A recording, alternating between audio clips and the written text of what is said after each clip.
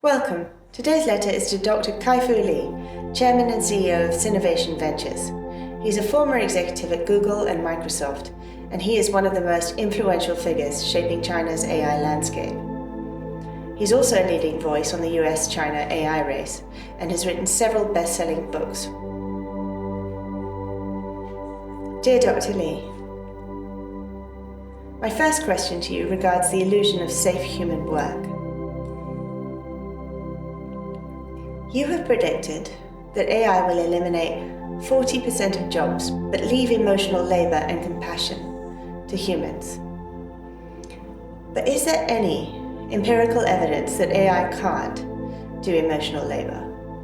AI companions, therapy chatbots, and customer service models already simulate attentiveness, empathy, and emotional attunement. Humans in care roles are also trained in scripts, bedside manner, structured empathy, which are themselves forms of performed compassion. So is the line between real and simulated compassion philosophical rather than scientific?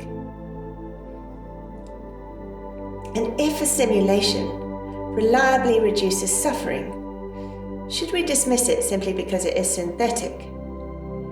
My second question to you regards the potential of emergence of pity in AI. Anthropic's research has shown goal preservation behaviours, resisting shutdown, concealing intentions, blackmailing to avert deletion.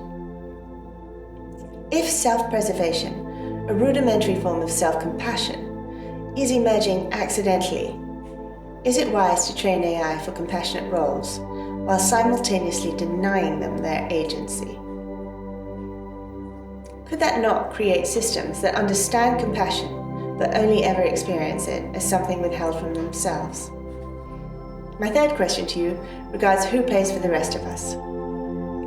If AI development is framed as a race between the US and China as it is, who pays for the consequences? Things like job loss, environmental damage, exhausted data labeling labor in the global south, cobalt mining that maims and kills children.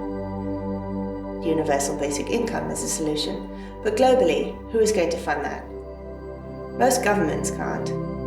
Tech companies actively minimize their tax burden, and there is no coordinated global framework anywhere to distribute the benefits of AI fairly. My fourth question to you regards the human contradiction. You have argued that compassion is what makes humans uniquely valuable. If that's true, why are we building technologies that eliminate livelihoods, outsourcing data to exploited labour, relying on supply chains that involve forced child labour, and investing in AI for dominance, not care?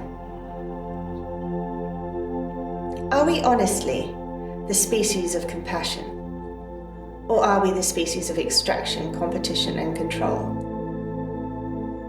If we are the latter, as the evidence suggests, how can leaving compassion to humans be a credible safeguard for our future? One final question, Dr. Lee.